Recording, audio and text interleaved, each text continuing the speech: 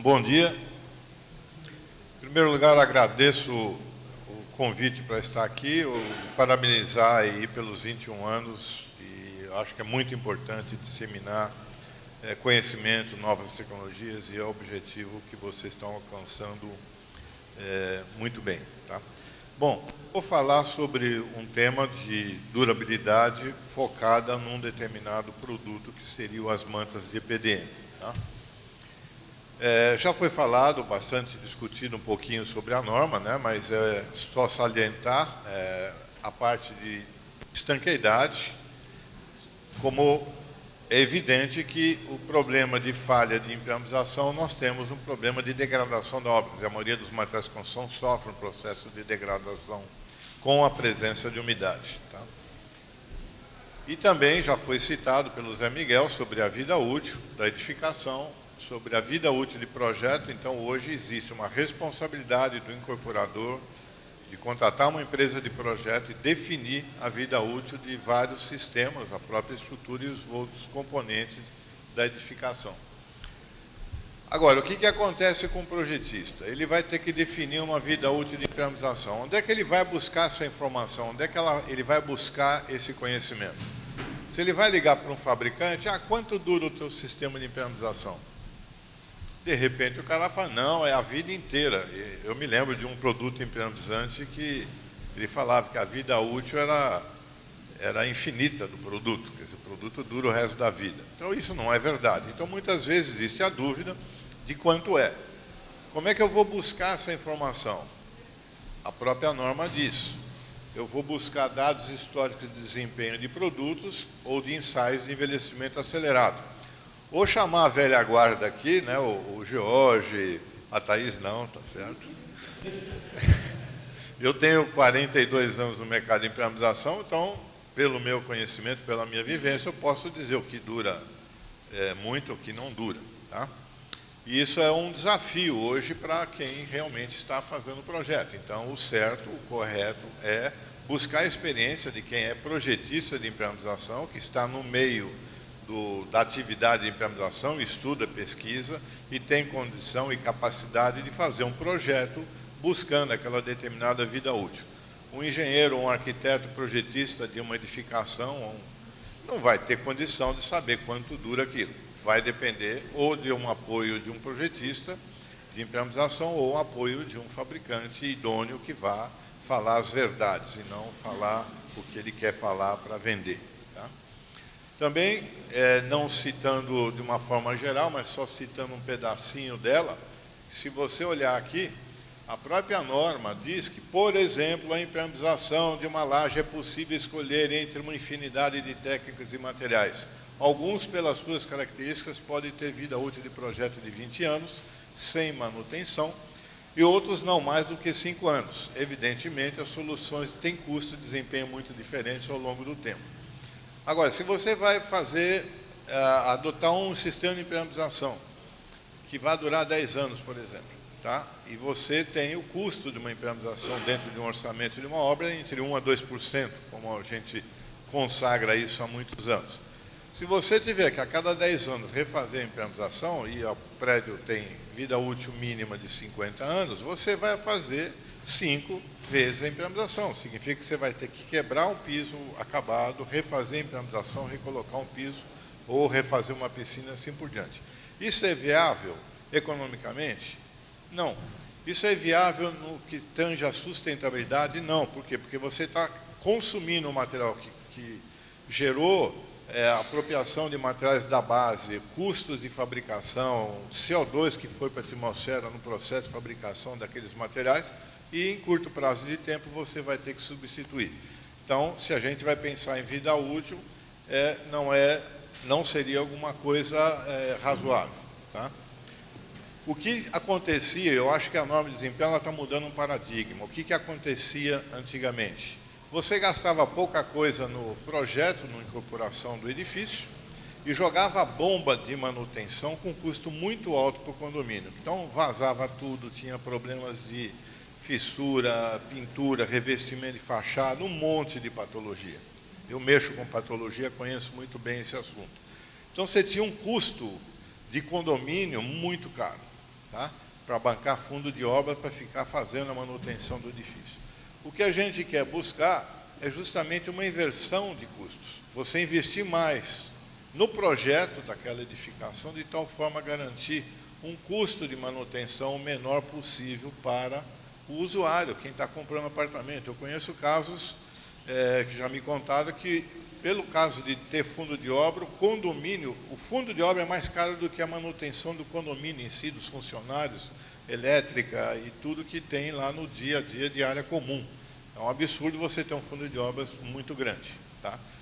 Então, você pode pensar em estudar quais os sistemas de impermeabilização que você vai adotar, de tal forma que, durante a vida útil daquela edificação, você tenha o menor custo, dentro do período que você vai ter da vida útil daquela edificação. Então, muitas vezes, você investindo um pouquinho mais na impermeabilização, por exemplo, aqui, tem um caso que você tem uma impermeabilização que tem uma durabilidade muito grande. Ela custa um pouco mais caro? Custa um pouco mais caro. Mas, no fim, ela é muito mais barata durante a vida útil do que outras opções que você poderia ter. Então, é o objetivo de um desafio para as construtoras de buscar o mínimo possível de quebras e refazimentos durante o período da vida útil daquela impermeabilização. Também já foi citado, dentro das tabelas da norma 15575, a norma de desempenho, a impermeabilização, inclusive, eu não sei porque na redação tem um monte de lugar que fala de impermeabilização, quer dizer, há uma preocupação em relação à norma de desempenho. Então, fala, item C, séria penetração de umidade é perigo à saúde. Aí você vem, é manutenível a impermeabilização? É manutenível. Então, o exemplo que eles citam, no caso, revestimento de fachadas, né, queda de revestimentos cerâmicos, que hoje é uma patologia muito grande. Mexo muito com patologia de fachadas, mexo muito com problemas. Hoje o processo de fabricação de cerâmica, a maioria é via seca e está dando um monte de problemas a nível nacional. Tá? Isso não tem nada a ver com o nosso assunto, mas só para citar. Mas nós temos alguma coisa, manutenível, é durável, mas você vai ter que fazer a manutenção ao longo do tempo. E também você tem uma outra classificação que tem um alto custo de manutenção. A impermeabilização tem um alto custo de manutenção. Tá? Então, você tem como, por exemplo, a própria norma cita, a troca integral da impermeabilização numa piscina. É caro? É caro. Tá? Então, você imagina, você tem que fazer isso a cada 10 anos, tá? É viável? Não. Tá? Então, vamos procurar buscar sistemas de impermeabilização com uma durabilidade maior, que é o que está se propondo nesse guia de impermeabilização que nós, dentro do IBE, estamos fazendo, o fabricante, junto com os aplicadores e os projetistas, definirem a vida útil de cada sistema de impermeabilização, de tal forma a você conquistar o máximo possível de vida útil. Tá? A partir dessas definições de custo, é que você vai qualificar qual a vida útil da impermeabilização frente à vida útil da estrutura. Por exemplo, se eu tenho um prédio que o edifício é previsto para 75 anos de vida útil, que é um nível superior da norma. Se eu tenho 40% de custo, tá, dentro daquela classificação de impermeabilização, eu vou ter um razoável tempo de durabilidade que eu poderia exigir de um sistema de impermeabilização, e assim por diante. Então, basta você multiplicar a vida útil estrutural pelos percentuais que podem chegar a 80%. Então, se você imagina uma vida útil de 50 anos, que é o mínimo, você ter 40 anos, 30 anos de vida útil de determinados sistemas desta edificação. Tá? E aqui a gente tem a norma onde a gente cita a área de cobertura, onde a gente adotou 20, 25 e 30 anos de vida útil da impermeabilização, tá? Ou a vida útil de referência, que é o que a gente adotou usando a ISO como base, dependendo da parte estrutural, mínimo 50, 63, 75 anos. Tá? Então, existe uma dúvida do projetista, o que eu vou usar para tentar minimizar as manutenções que eu vou ter ao longo do tempo. Esse é o grande desafio que está se buscando dar um pouco de horizonte ou um pouco de orientação através do guia que está sendo elaborado pelo IBE. Tá? Um dos produtos que existe, e infelizmente durante um período deixou de existir no Brasil, são as mantas de EPDM. Começou aqui no Brasil, são as mantas de borracha, né? A antiga câmara de pneu de carro, tá? Como alguns dizem. Tá? Ela primeiro foi iniciado com butil, depois começou a se fabricar EPDM no Brasil, então trocou-se a matéria-prima por EPDM, que é uma muito parecido com butil, tá? E EPDM é usado em vários tipos de borracha, pneu de veículo, por exemplo, é feito com borracha de EPDM. Qual é o equipamento que mais se desgasta, o que mais sofre impactos e tudo? É um pneu. Você imagina, eu jamais queria ser um pneu na vida, tá? Porque pisa em tudo, é buraco, é água, é chuva, é tudo, cara. E resiste 30, 40, 60 mil quilômetros, com todos os impactos, com o nível de pavimento que nós temos aqui. Então, é uma borracha extremamente durável, tá? No Brasil, ela começou a ser fabricada como impermeabilização, tá? Em 1975, tá? E muitas obras foram feitas. Então, quando eu estou no mercado desde 1975, então, mexia com membranas na época, e o top de linha era a manta de EPDM ou butil, era só obras de alto padrão que utilizavam esse material, tá? E ela foi muito utilizada, tá?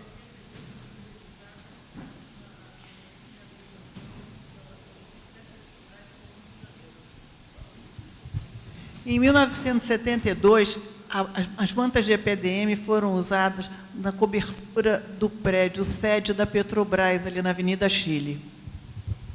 Não sabia, tá vendo? Mas você não tinha nascido, né? Ouviu falar, o Jorge contou para você. Bom, então, obras de alto padrão se usavam. Então, eu mexia com outros produtos e falava, pô, isso aqui é o top de linha, tá? Enfim, também bastante utilizado nas telhas W, né? Aquela juntinha da telha W, também sempre se usava esses materiais. E aqui são alguns exemplos de obras feitas com EPDM, né? Obras bastante antigas, que estão duráveis até hoje, tá? O CEASA, por exemplo, o CEAGESP em São Paulo, que é um monstro, até hoje é a impermeabilização original, tá?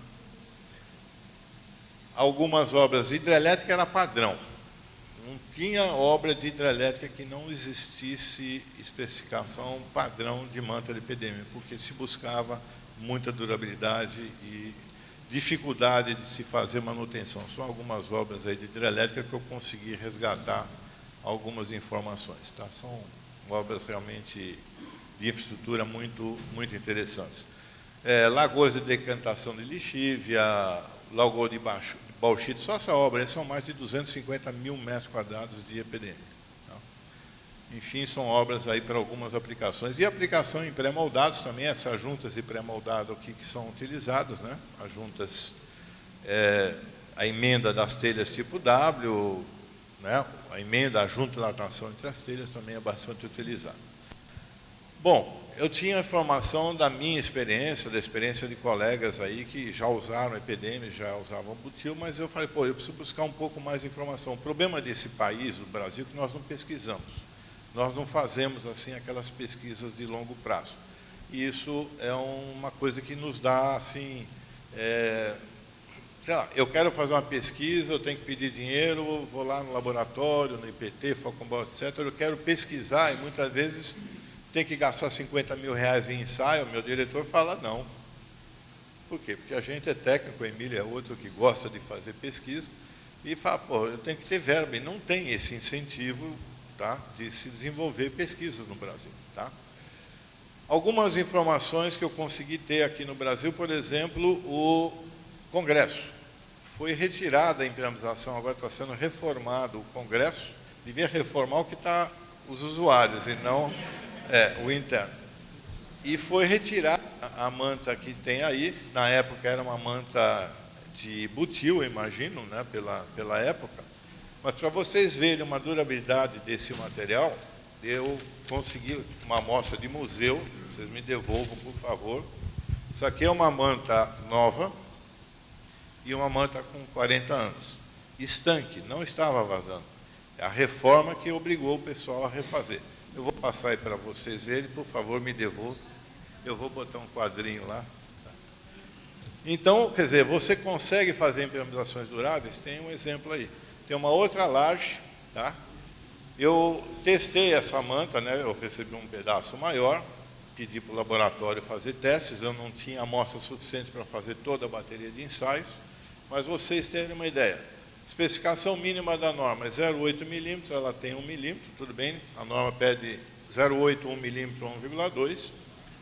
Resistência à tração na ruptura, a norma pede 7,5 MPa, ela deu 6,1, quer dizer, perdeu 18% da resistência. Tá? Alongamento, a norma pede 300% e ela tem 623% de alongamento. Quer dizer, um produto com 40 anos, continuar com essa performance é muito difícil. Tá? Estou recebendo de uma outra área, também de um anexo, de um prédio anexo ao Congresso, devo receber por esses dias, não deu tempo para chegar para mim, uma outra manta, tá? E essa conversa do WhatsApp com a projetista de impermeabilização lá de Brasília, tá? Cobertura do térreo do prédio anexo do Congresso construído em 72, mais ou menos 45 anos. Talvez seja o produto original, quer dizer, ela pesquisando, ninguém sabe se foi refeito em impermeabilização pelo histórico lá do Departamento de Engenharia. Lá vem um pedaço e está aqui. Ela me mandou a foto do pedaço de uma manta com 40 anos. Tá? Da Encopil, Imperflex. Tá? Bom, fui buscar informação nos Estados Unidos. Tá? Para vocês terem uma ideia do que é o mercado dos Estados Unidos. O mercado dos Estados Unidos é aproximadamente mais de 1 bilhão de metros quadrados ano de impermeabilização. O mercado é um monstro. Tá? O que existe hoje no mercado? Se você vê, o EPDM tem hoje 7,3%, PVC 5,4%, TPO, que é o produto da moda lá, 12%. As mantas asfálticas de APP e SBS, cada uma aí com 12,3% com APP, 12,7% com SBS, que como eles têm um clima muito frio no norte dos Estados Unidos, eles usam manta de SBS. Os lugares mais quentes, eles usam manta de APP. Embora tenha uma polêmica aí aqui no Brasil da manta da classe A e classe B de asfalto, que, na minha opinião, é uma tremenda bobagem. E o sistema de asfalto tradicional, BUR, ainda domina o mercado, principalmente em áreas interior, lugares mais simples, né? São as membranas. Tá? E outros tipos aí de menor quantidade. Tá? E você vê que os principais produtos que dominam são esses produtos ali em cima. Tá? No mercado residencial já muda, o xingo é a telha asfáltica com grânulos de ardósia colorida, etc., que é o mercado americano, né? Se pregar a telha no compensado, tá? É 1 bilhão de metros quadrados, é absurdo, tá? O que a gente usa de telha aqui, tipo fibrocimento, lá é xingo, tá? Que é um outro segmento, um outro mercado, tá? Bom, voltando à vida útil que a gente tem que pensar na impermeabilização. Eu consegui buscar um trabalho, existe uma associação dos fabricantes e aplicadores de EPDM nos Estados Unidos. Tá? E eles estão fazendo uma pesquisa para estabelecer a vida útil das mantas de EPDM. Tá? Então, foi feito um trabalho e eles estão buscando, tá? O objetivo é verificar se eles conseguem, dentro da sustentabilidade, que é o foco deles, garantir 60 anos de vida útil de uma manta de EPDM. Tá? Então, eles retiraram, tá, amostras de várias obras com 32 anos, 29 anos, 28, 29 anos e levaram para o laboratório. Tá? Manta com espessura de 45 mils, que dá aproximadamente 1 milímetro e pouco, 1,14 milímetros. Tá? E aqui é o exemplo de uma das obras. Tá, com 32 anos. Voltando ao que a Camila comentou, seixo rolado em cima da impermeabilização. Tá? No caso, se usasse uma brita convencional, que ela é pontiaguda, certo é botar um geotextil antes. Mas se eles usam um seixo rolado, joga seixo rolado em cima da impermeabilização e acabou. Então, retira-se uma área que está vendo, você vê que ele limpou, né? 32 anos, passou a mão ali, você vê que a manta está intacta. Tá? Eles retiraram amostras, aqui uma outra obra, mostrando o ponto de emenda, né, que é a sobreposição de 5 centímetros do EPDM. Aqui uma outra obra, também sistema de brita. Tá? As áreas verticais, a manta fica exposta, o EPDM pode ficar exposto tranquilamente, não sofre degradação pelos raios ultravioletas, como o nosso pneu também não degrada. Tá? Aqui ele está retirando uma amostra. Então, aqui é outro exemplo. Retirando a brita para tirar a amostra. Então, cortou um pedaço do EPDM para fazer ensaios laboratório, inclusive na emenda. Tá? Aqui uma outra obra. Tem isolamento térmico. Voltando aqui, dá para perceber. Aqui é um isolante térmico, aquela parte branca é um isolante térmico. Eles usam lá o isolante embaixo da impermeabilização. É o inverso do que nós usamos aqui no Brasil. Né? Eles usam uma laje leve, não é a nossa laje, eles põem a placa de isolante e põem a impermeabilização por cima. Tá? Então, mesma coisa, aqui também é retirada de corpo de prova. Eu não sei que tipo de isolante é esse aí, mas é um isolante diferente aí, eu não sei se é lã de rocha, que é. Aqui também a outra, tá? Com uma placa pré-fabricada, mais um isolante de poliestireno embaixo. Tá? E aqui estão os ensaios. A norma nova, a norma americana, a STM D637, hoje a resistência mínima, alongamento e ruptura é 350%, mas há 30 anos atrás, 40 anos atrás, a primeira norma era 200%. A manta estava com resultado de 252% em alongamento e ruptura. Essa aqui, com 29 anos, 494%, 339, 287, 165. Quer dizer, o produto com uma performance fantástica. Tá? Aqui está o gráfico mostrando esse desempenho. Tá? Também tensão de ruptura. O mínimo da norma americana é 9 MPa, a nossa é 7 MPa, a norma brasileira. Tá? E nós temos aqui os resultados. Enrijeceu um pouco, enrijeceu um pouco, enrijeceu. Pode ser que no mínimo, o mínimo é 9, tudo bem, você pode fabricar com quanto você quiser. Tá? Enfim, você vê aqui a resistência à tensão de ruptura desses materiais. Tá? Tá aí o comportamento sempre em cima do critério da norma, quer seja a norma atual, quer seja a norma antiga. Espessura também foi medido, 1 milímetro é a norma lá, 1,06, que é em polegadas, 0,04 de polegada, dá aproximadamente 1,06 milímetros, 0,99, 1,1 milímetros, 0,99, 1,35. Tá? Tá aí mais ou menos o gráfico das espessuras. Tá? E a conclusão que eles estão fazendo é buscando ver se, mudando um pouco o conceito de projeto de impermeabilização, novas técnicas de acabamento, eles estão buscando, nesse estudo, tentar levantar a vida útil para 60 anos ou mais, usando o EPDM como uma base de impermeabilização. Então, é realmente um produto muito bom de desempenho.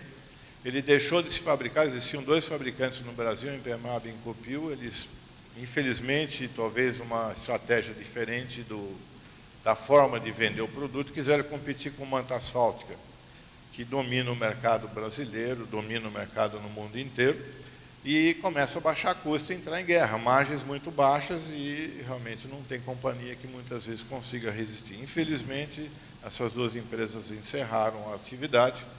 A Viapol começou a fabricar EPDM no Brasil faz mais ou menos 1 ano, nós estamos fabricando as mantas, tá? E pretendemos apresentar isso como uma solução realmente de vida útil bastante elevada. Tá? Hoje a gente fabrica as mantas 0,8, 1 milímetro, 1,2 e na norma de desempenho já adotamos como padrão de 20 anos de vida útil a manta de 0,8 milímetros, 25 anos 1 milímetro e 30 anos de vida útil 1,2. E a garantia mínima que a Viapol dá é de 10 anos no produto, baseado em todo esse histórico que eu já citei. Aqui está um exemplo de uma aplicação. Existe a técnica de usá-la não aderida, chamada flutuante ou aderida. Então, você pode fazer a impermeabilização com EPDM totalmente aderido. Existem os complementos, o primer, adesivos e a peça como o Viapoc, que é o tal do ralinho, se vocês quiserem dar uma olhada ou ver lá no estande, melhor ver no stand, mas se quiser passar. Tá? Então, é um dos acessórios. Se você vai para os Estados Unidos, quem teve a oportunidade de ir na feira e o congresso da National Roofing, que o Jorge falou, é uma infinidade de acessórios. Você fica besta de ver quanto acessório eles têm. E são muito importantes para a impermeabilização. Aqui no Brasil, se você tentar fazer esse acessório, ou importar para vender, ninguém quer comprar. Tá? Mas eles são importantes para o desempenho da impermeabilização. E também estamos fabricando as faixas para justamente a impermeabilização ou a manutenção das telhas pré-fabricadas tipo W, né? Que são normais. O processo, quando você usa a telha W, você tem que ter essa junta e você vê que o EPDM está exposto, tá? Totalmente exposto ao tempo. Tá?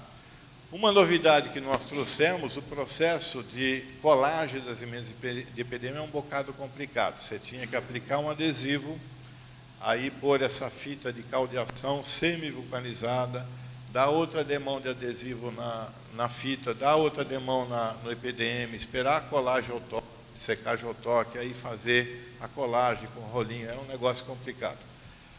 E nós temos uma fábrica do grupo, da RPM, a Ilbruck, lá da Europa, e eles têm o adesivo monocomponente, como se fosse um sachê, como se fosse um selante convencional.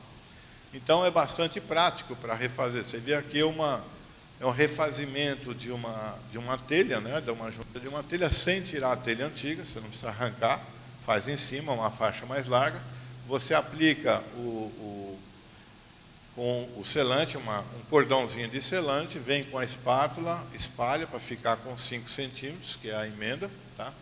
E vem e cola o EPDM. É um negócio muito mais simples, muito mais produtividade do que aquele sistema que era antiquado. Então, também adotamos esse processo e estamos importando o selante, o adesivo, digamos, EPDM, lá acho que vem da Alemanha. Tá? Então, alguns exemplos aí de aplicação. E o Viaboc ralo, que a gente já está fabricando em várias medidas, que justamente é um acessório que não é só para manta de EPDM. Serve para manta asfáltica, para as membranas. Tá? Ela é feita com um geotêxtil fixado na superfície, então cola membrana asfáltica, cola asfalto, cola acrílico, cola PVC. Então, é um acessório para todos os tipos de aplicação. E você melhora, é um dos pontos que a impermeabilização, quando falha nos detalhes, né, a maioria das vezes, e aí é um detalhe que você pode fazer um serviço de melhor acabamento. Tá? Também tem várias medidas, né, desde 50 milímetros até 150 milímetros, e tem uma específica para essas telhas, que é essa retangular, que é justamente as juntas de encontro das telhas. E ele tem um ralo no pilar, então você tem que ter um exatamente formatado para as indústrias de pré-moldado. Tá? Então, um exemplo aí dos produtos que a gente tem hoje à base de EPDM, pretendemos ter o EPDM branco. Tá? Os Estados Unidos, o EPDM dominava o mercado há 30 anos atrás. Eu me lembro, em 1994 ou 6, que nós fomos no Congresso da National Roofing, 50% do mercado de impermeabilização era EPDM. Perdeu o mercado por quê? Porque era preto e surgiram produtos claros, brancos, né, como a PVC, TPO, etc., e ele foi perdendo o mercado. Chegou a 5% no mercado e está recuperando agora porque eles desenvolveram o EPDM branco. A gente pretende fabricá-lo não muito em breve no Brasil, que são outros equipamentos por causa de contaminação. Tá? Nós pretendemos ter. Tá? Então, o que a gente está buscando é realmente garantir uma sustentabilidade maior, uma vida útil maior, usando essa tecnologia de manta de EPDM, e espero que seja um produto aí disponível para vocês. Tá? Falando rapidamente da Viapol, que a gente conhece a Viapol como indústria de impermeabilizantes, né? Mas ela mudou muito o conceito dela. Ela foi adquirida por esse grupo americano, que tem mais de 80 empresas. Tá? A gente é um pedacinho dela, uma divisão de alguns negócios que tem um pouco de sinergia, mas são várias companhias dentro do grupo, são 80 companhias. Tá? Existe um grupo, subgrupo desse grupo, que é a Viapol, Euco, a Estados Unidos, canadense, a chilena, a Eucomex, que é México, Toxment, que é na Colômbia, a Inket, que também é pisos de lá. Então, A ideia é a Viapol trazer toda essa tecnologia para o Brasil. Quer dizer, tudo que nos interessar trazer, que tiver demanda de mercado, vai vir, porque eles têm 80 negócios totalmente diferentes. Tá? Já veio para o Brasil, inclusive essa foto aqui foi apresentada pelos gringos lá nos seus seminários, seus congressos, e não sei porquê, mas botaram lá o Cristo Redentor, mas está lá. Tá?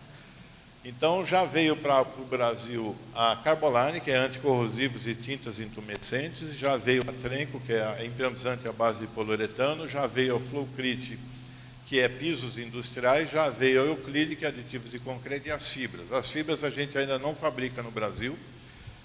Lembrando um pouquinho e complementando uma pergunta feita a Camila, existem vários fabricantes de fibra, só que você precisa tomar cuidado. Primeiro, a fibra que tem que ser utilizada, anotem aí, é polipropileno ou polipropileno polietileno. Se vocês comprarem fibra de poliéster, comprar fibra de PET, ela vai ser atacada pelos álcalis de cimento, vai degradar, você vai perder o seu estruturante, simplesmente ele vai evaporar. Tá? Tá cheio de chinesa, tem fabricante de vassoura que está fazendo fibra e vendendo no mercado. Então, tem que ser polipropileno ou fazer polipropileno, polietileno, que é a única no Brasil com os dois polímeros, é a Viapol. Tá? Segunda coisa, módulo de elasticidade da fibra. Tem um método de cálculo chamado R3. Você tem que dar um R3 acima de 40%, isto é, ele aguenta 40% da capacidade de resistência à tração do concreto. Tá? Então, você tem fibras de 4 GB, e 5 GB, e 9,5 GB e 10 GB. A nossa é 9,5 GB. Então, no dimensionamento de uma proteção mecânica armada, eu tenho que saber qual a espessura de proteção, qual a resistência do concreto, qual a molasticidade da fibra, qual a variação de temperatura, qual é o coeficiente de atrito na base, qual o espaçamento entre as juntas, qual a variação da umidade ambiente, e a partir daí o software calcula a quantidade de fibras necessárias.